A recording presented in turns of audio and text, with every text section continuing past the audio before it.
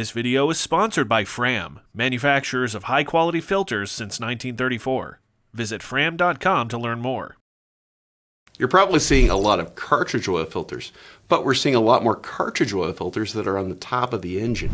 There is a special procedure that you need to follow when you're changing oil in these vehicles.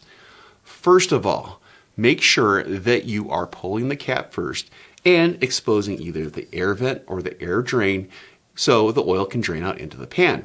Also, some vehicles, as you lift up on the threads, it releases an anti-drain back valve and allows the oil inside the oil filter housing to drain. The oil inside of the oil filter housing is the most contaminated oil possible for the engine because it's the stuff on the outside of the filter that has dropped down. So this oil, if it's left in the vehicle, well, it's going to ruin that brand new oil that you're going to be pouring into the crankcase.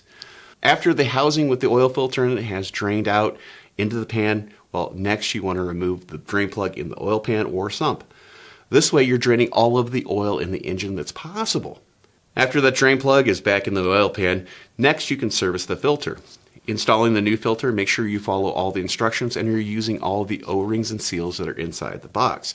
Do not reuse some of these seals. Then make sure that you're torquing down the cap to the correct specifications. A lot of caps, well, they have the torque specification right on top. If you've been changing oil for a while, this procedure is a little bit out of sequence for you.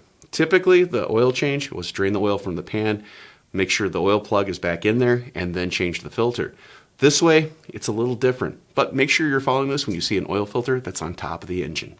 I'm Andrew Markel. Thank you very much.